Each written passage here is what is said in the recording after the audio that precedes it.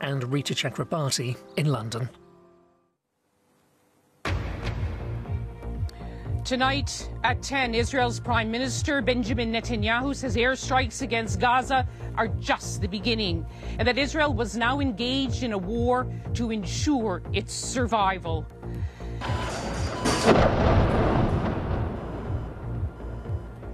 Tonight, as more airstrikes hit Gaza, Israel has announced a complete closure of the Gaza Strip.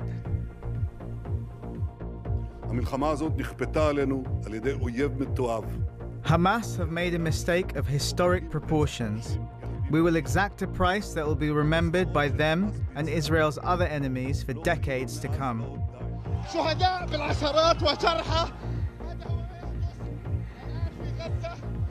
We'll be reporting from inside Gaza as the death toll there reaches 700. No fuel is coming, no medicine for hospitals. Health Ministry issued a statement today warning that within 48 hours the essential medical supplies are running out in the hospital.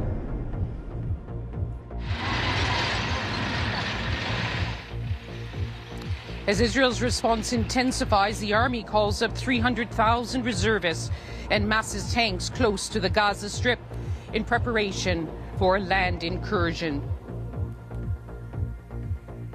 We speak to anxious relatives desperate for any news of their missing loved ones. And we'll report tonight from across Israel and the Gaza Strip to assess the impact of what has happened and what may happen next. Here in the UK, there's growing concern for 10 Britons feared dead or missing in the conflict. As vigils are held this evening, Rishi Sunak speaks at a London synagogue and the Home Secretary asked for increased police patrols. And in other news, the Shadow Chancellor Rachel Reeves pledges to get Britain building if Labour wins the general election. On BBC London, a vigil for Israel outside Downing Street as police step up reassurance patrols. We'll have reaction from across London to the conflict in the Middle East.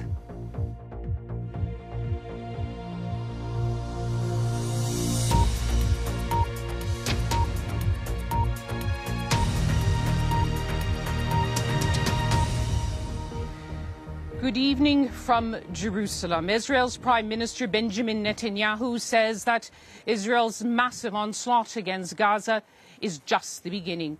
Israeli warplanes are carrying out airstrikes for a third night, and Israel's government has now ordered a complete closure of the area.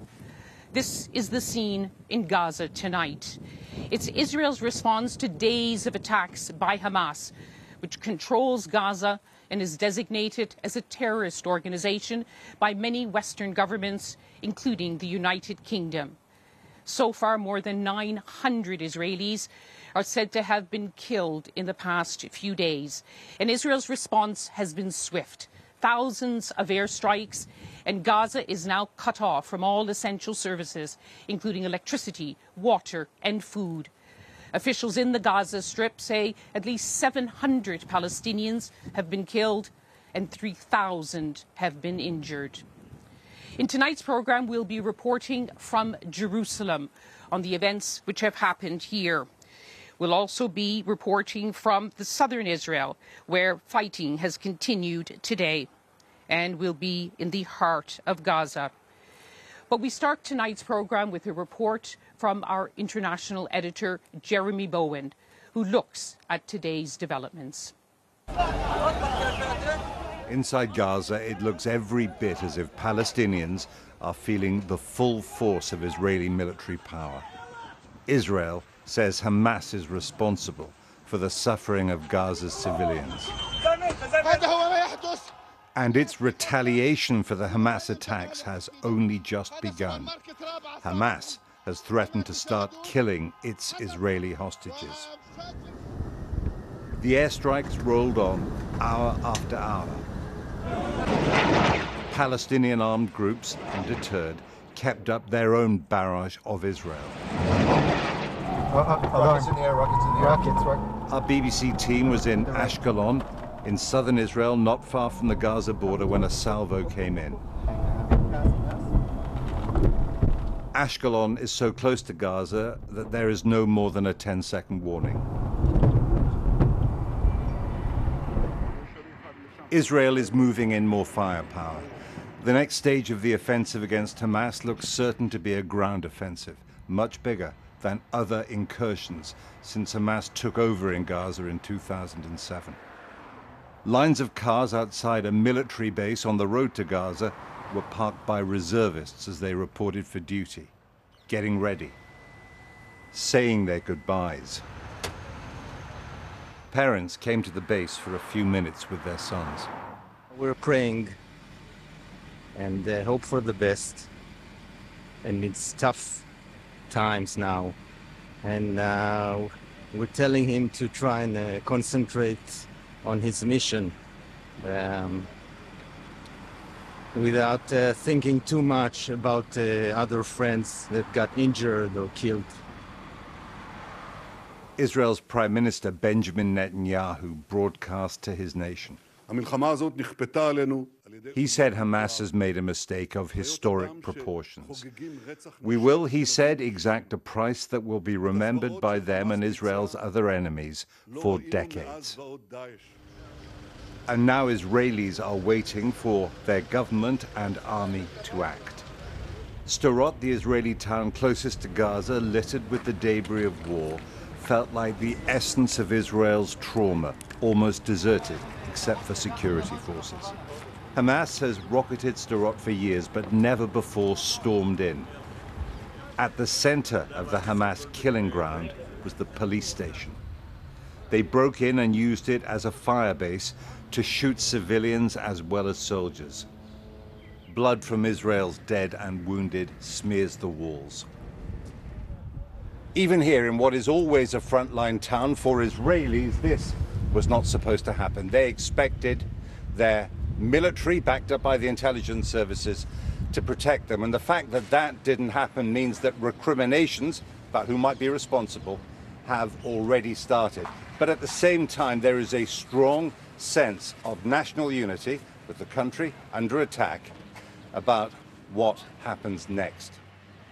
In the places that Hamas attacked, Israeli military, as well as the few civilians left, are jumpy, still shocked. A ground offensive didn't feel imminent. And in Gaza, a few miles away, casualties come into the main hospital, the first few hundred of many more. It will get worse.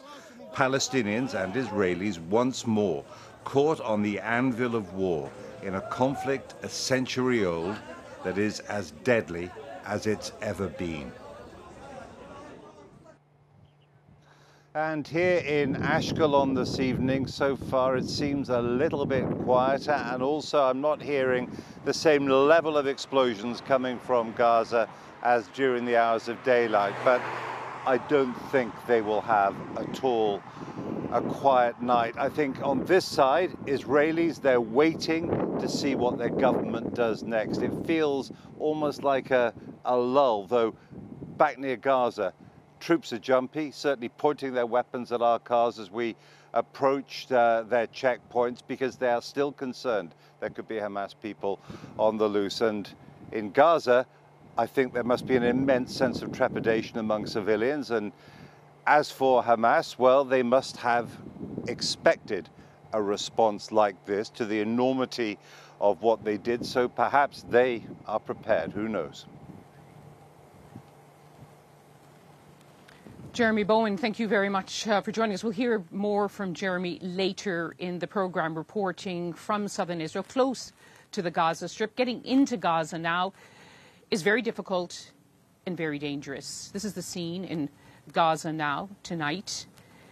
Our correspondent, Rushdie Abu-Alouf, is reporting from there.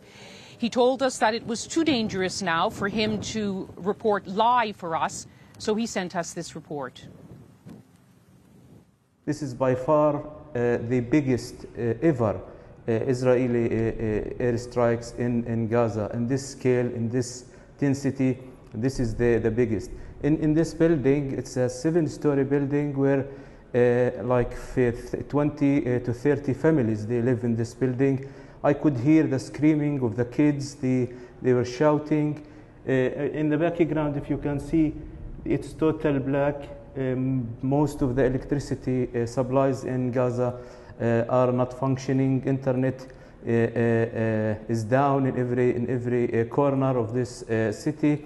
Talking about the humanitarian situation, Gaza has been suffering for 3 days without electricity.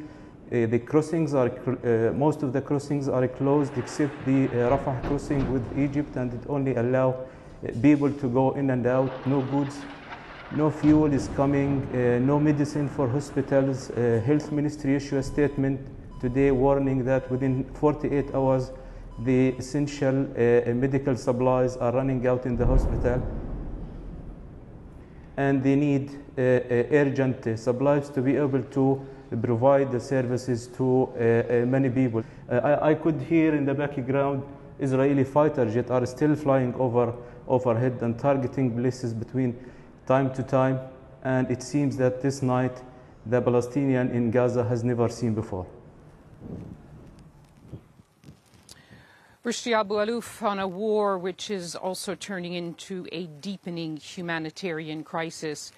Well, as we've heard tonight, Hamas is now warning that it could execute some of the Israelis it's holding captive if Israel fails to give enough prior warning before it attacks civilian homes in Gaza.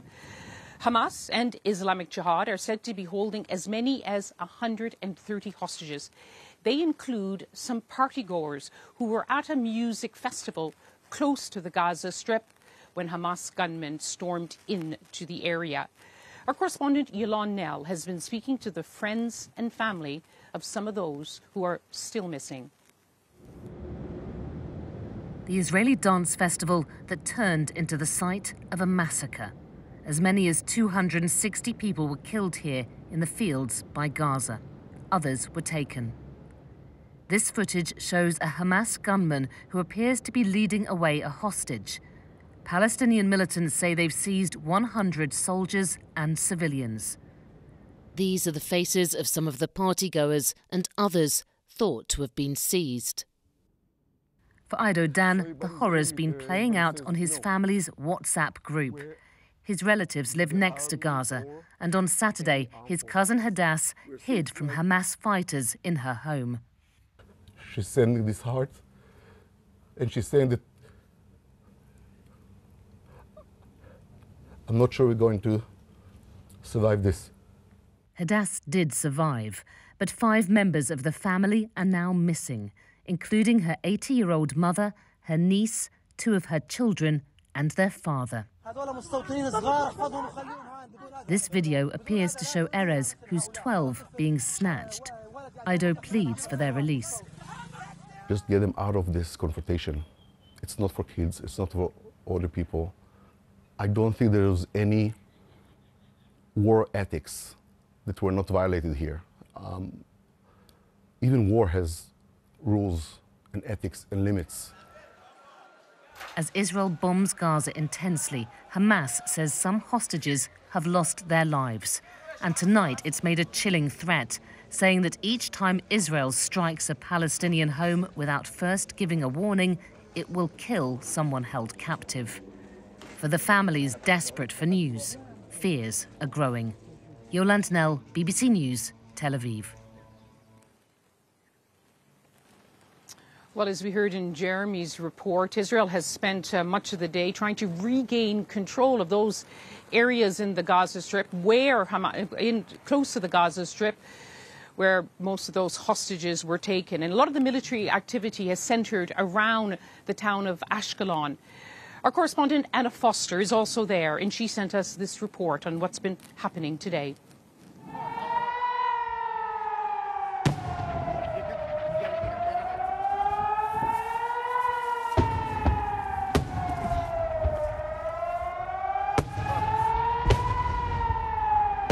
There's a huge barrage going on overhead just at the moment. We have taken cover. This is it's actually a memorial building. You can see we're all here in the there's Nick. He's got a camera. Yeah, we're gonna move. Get down.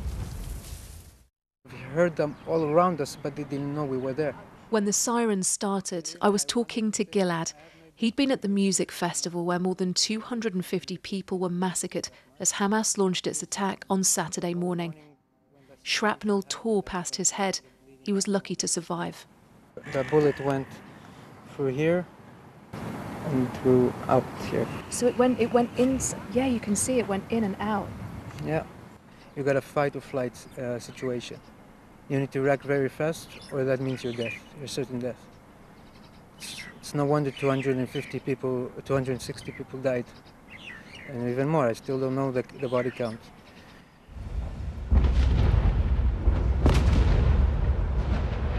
People living here know these moments of fear well.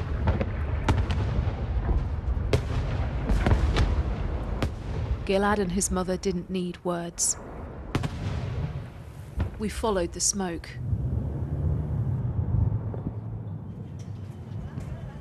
We think this is where one of the missiles hit. Yeah, look, here in the ground. In this poorer part of Ashkelon, there aren't bomb shelters in most buildings. Thin walls and windows don't stop missiles. So Avi and Anat hid their family in a stairwell. They told the children the explosions were thunder. We need to be strong for them, Avi told me, but who's going to take care of us? Anna Foster, BBC News, Ashkelon. Well, here in Jerusalem today, a funeral was held for a British man who was killed on Saturday while serving in the Israeli military. 20-year-old Nathaniel Brown had only moved to Israel 2 years ago, and he had been killed during the attack close to the Gaza Strip. Our correspondent Nick Beek attended a funeral which was interrupted by a nearby missile attack. Nathaniel Young's coffin was carried to Mount Herzl, Israel's national cemetery, where they grieved a Londoner who'd become one of their own. His family said it had always been his dream to be a frontline Israeli soldier. More than 1,000 mourners turned out, despite pleas to stay away so the funeral itself would not be a target. Nathaniel Young's sister started to pay tribute to him.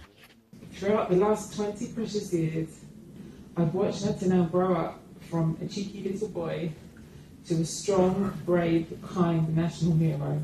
But then, as she continued, the solemnity was shattered. They took cover between gravestones and under trees as explosions rang out. Some began reciting prayers before the alarm fell silent. We made our way to where one rocket seemed to have got through Israel's powerful air defences.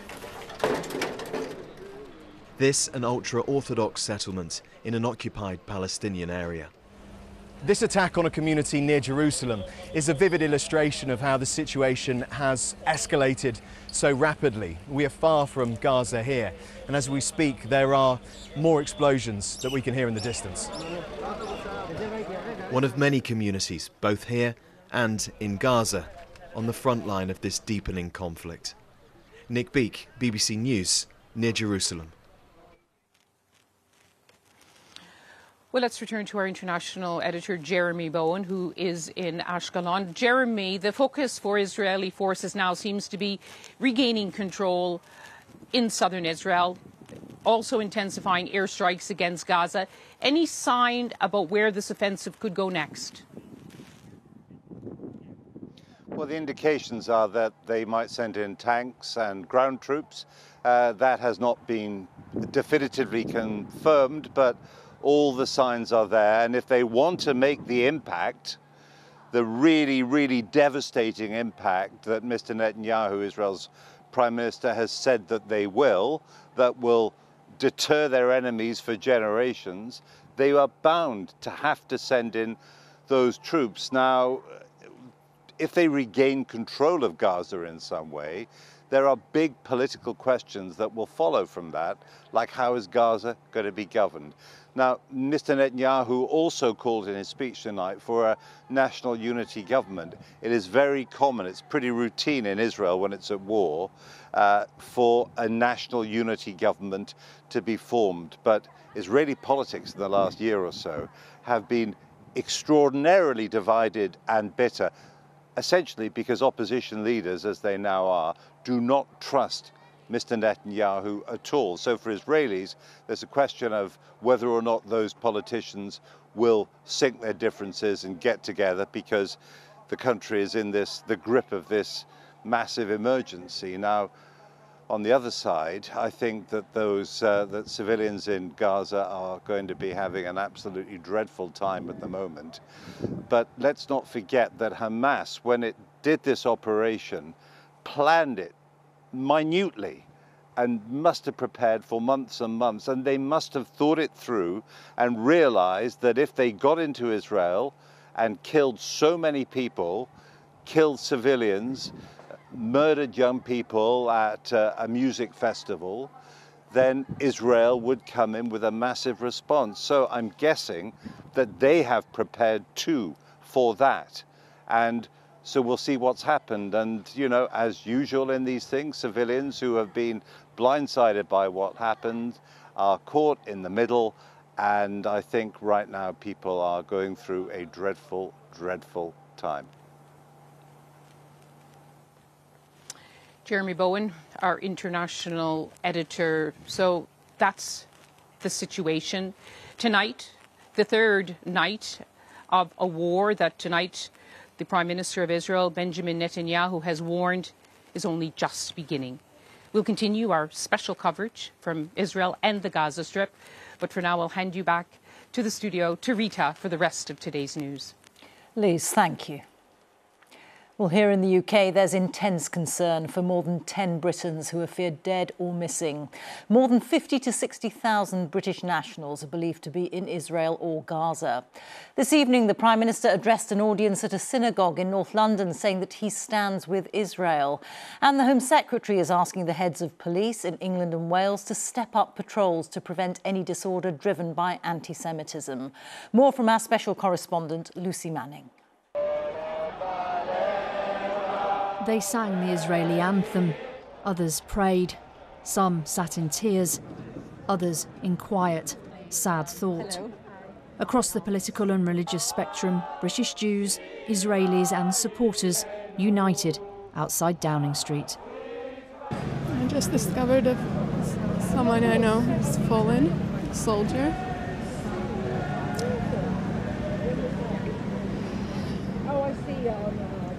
Unfathomable. We are heartbroken. Absolutely heartbroken. And you worry for your family then? Absolutely. I've got family that are in the front line, yeah. Almost everyone here has relatives or friends affected. Emotions extremely high at the killings, the kidnappings, with entire families wiped out. The family of Glasgow-born Bernard Cohen wrote on social media that he was murdered by Hamas terrorists. They described him as the kindest, most generous person. Dan Darlington, a British photographer, is missing. His sister said on social media he was murdered. He'd been taking photos of Israeli sunsets, she said, riding his bike and laughing. Jake Marlowe is also missing, a security guard at the outdoor party where hundreds of young people were murdered.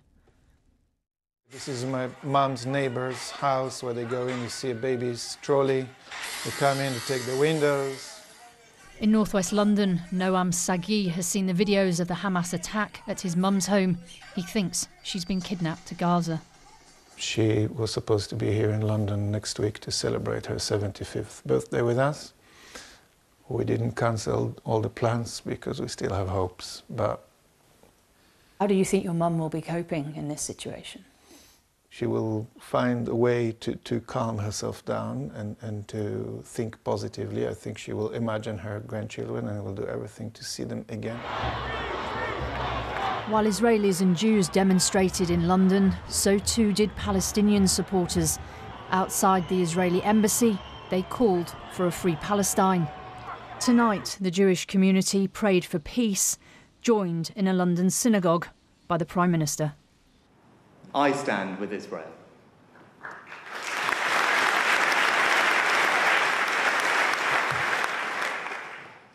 We stand with Israel. The United Kingdom stands with Israel against this terrorism today, tomorrow, and always. Scared and anxious, the trauma is a collective one. Lucy Manning, BBC News. Western leaders, including Rishi Sunak, as you saw there, have expressed support for Israel. Foreign nationals from several countries are confirmed to have died in the attacks, including at least 11 Americans. Our diplomatic correspondent James Landale looks now at the international response. Across Europe, there have been symbolic acts of solidarity with a nation under attack. At the United Nations in Geneva, diplomats stood in memory of the dead. Well, most of them. And Western leaders voiced their revulsion at the attacks and their support for Israel. Wir stehen fest und unverbrüchlich an der Seite Israels. We stand firmly and unwaveringly by Israel's side, said Olaf Scholz, Germany's Chancellor. Exprimer une nouvelle fois ma solidarité. I would like to express my solidarity once again with Israel, said President Macron of France. And in Britain, the same theme from the Foreign Secretary. Israel, he said, had the UK's steadfast support. This was a terrorist attack perpetrated by Hamas, who are embedded in Gaza, shielding themselves amongst the Palestinian people in Gaza. And we will continue to support Israel as it seeks to defend itself. The United States has diverted an aircraft carrier to the region, the aim perhaps to stop Hezbollah militants attacking Israel from their bases in Lebanon.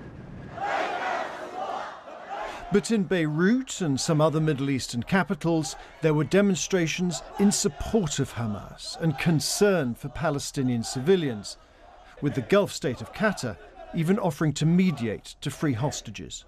The United Nations Secretary-General condemned Hamas, but called for restraint. While I recognize Israel's legitimate security concerns, I also remind Israel that military operations must be conducted in strict accordance with international humanitarian law. Civilians must be respected and protected at all times. Civilian infrastructure must never be a target. In Tehran, there are already posters celebrating the attack on Israel, dubbed the Al-Aqsa Storm. Iran's long supported Hamas, but denied any involvement in this operation. Tonight in Paris, a different story. Thousands marching in solidarity with Israel, the divisions of this conflict already spreading far beyond its borders. James Landale, BBC News. Other news now, and here the Shadow Chancellor Rachel Reeves has pledged to rebuild Britain should Labour win the next general election. Addressing the party's conference in Liverpool, she said there would be iron discipline in her approach to public finances, but also promised reforms to the planning system and an inquiry into the cost of HS2. Here's our political editor, Chris Mason. I'm sorry, there's no more space in there. It's completely rammed. The hall was so packed for Rachel Reeves' speech, there was a splash of grumpiness among those who were shut out. We said for them to sit there. For them, the only option to watch on the telly, as the Shadow Chancellor claimed Labour were now the party to trust with the economy. Out of the wreckage of Tory misrule, Labour will restore our economic credibility. She said Labour would speed up the time it takes to get big building programmes of national importance like battery factories up and running. There'd be an inquiry into the costs of the HS2 rail line, and they'd take a look at the books of every big government project. I will not tolerate taxpayers' money being treated with the disrespect we have seen over recent years. I will not turn a blind eye to dither, delay and incompetence. Throughout this speech, repeated claims she'd be super careful with taxpayers' money. We will go after those who profited from the carnival of waste during the pandemic. One of the biggest rounds of applause here came for her plan to appoint a COVID corruption commissioner in an attempt to recoup the £7 billion lost to pandemic-related fraud. That money belongs belongs in our NHS, it belongs in our police, it belongs in our school. And let me tell you, we want that money back. The crucial thing today underlines is what Rachel Reeves said as she concluded. Labour reckon the economy, so often seen by many as a weakness for them, is now a strength. We are here, ready to serve, ready to lead, and together we can and we will rebuild Britain.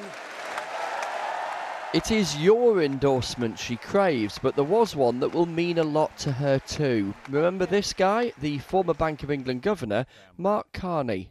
It's beyond time to put her ideas and energy into action. But remember, the challenges any government will face reviving the economy are huge. We're in a period where there's still really sluggish growth in the UK economy and inflation is still really high. Does Labour look like a government in waiting to businesses? There's still a lot of detail, I think, that needs to be built out around that. But I think we saw a lot of credible policies set out today. And tomorrow, here, the main event, the speech from the Labour leader, Keir Starmer.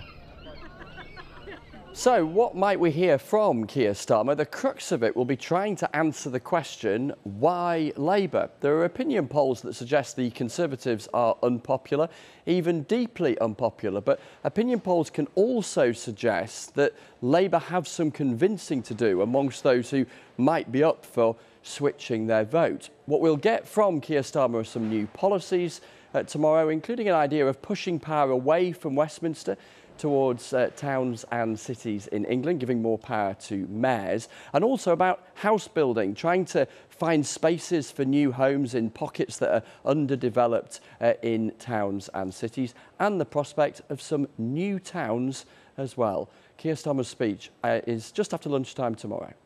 Chris, many thanks. Time for a look at the weather now. Here's Chris Fawkes. Chris. Hi Rita, felt like a warm summer's day today, but of course it's not summer, it's October, and with blue and sunny skies like these, it was across England and Wales that we saw some extremely high temperatures for October. It's rare to see temperatures this high, up to 26 degrees Celsius. That's around 10 or 11 degrees above the October average. These temperatures are so high, they're actually above what you'd expect in a hot July day, would you believe it? So yeah, it really did feel like summer. Now, to the west of the UK, we've got an area of cloud. This is rain-bearing cloud, and it's heading into Scotland. Now, that's not great news because we still have a number of flood warnings in force, a couple of severe flood warnings following the torrential rain that we had over the weekend in Scotland. So this extra rain that will start up over the next few hours isn't going to be great news. 50 millimetres on the way to the western mountains, and that could make the flooding worse before it gets better for some. Further southwards, it's a dry night with clear spells, a few mist and fog patches around, and on the mild side, temperature about 11 to 14 degrees. Tomorrow, rain will continue across Scotland, pushing southwards through the day. A few patches of rain reaching Northern Ireland and the far north of England. To the south of that, for Wales, the Midlands, East Anglia and southern counties of England, once we've lost the early morning mist and fog patches, it should be another bright day with spells of sunshine. Top temperatures likely to reach around 24 degrees with the hottest weather across eastern areas. So again, those temperatures well above the October average. Now through Tuesday night into Wednesday, we get a band of rain pushing southwards. The rain turning heavier across the Midlands, Wales, East Anglia through the day on Wednesday. Something of improvement across the north and west. So the rain clearing off finally for Scotland. Could be a few showers here, but we do have cooler conditions spreading down from the north. I say cooler, and actually those temperatures will be getting closer to the October average, and that cooler air will reach all of us as we head into this weekend. Rita. Thank you very much, Chris. Now with a final thought, let's go back to Lise Doucette in Jerusalem. Lise. Yes, and in this region tonight, there is a profound understanding that Israelis and Palestinians, the people of Gaza, have found themselves in this kind of situation so many times before. But everyone knows that this time is very different and it's very dangerous. Israel calls the operation Iron Swords. For Hamas, their campaign is called Al-Aqsa Flood. But whatever the name, the numbers are rising. And after Hamas's unprecedented assault, it's now clear that Israel's response will also be unprecedented. Prime Minister Benjamin Netanyahu made that clear tonight, at a time where Israel has never seen so many losses and so many hostages, and the numbers are climbing in Gaza. where a country, where a territory which was already suffering from a dire humanitarian crisis is now suffering even more. And that is our coverage from Israel and Gaza tonight. So for now, I'll say goodbye from Jerusalem, and thank you for watching.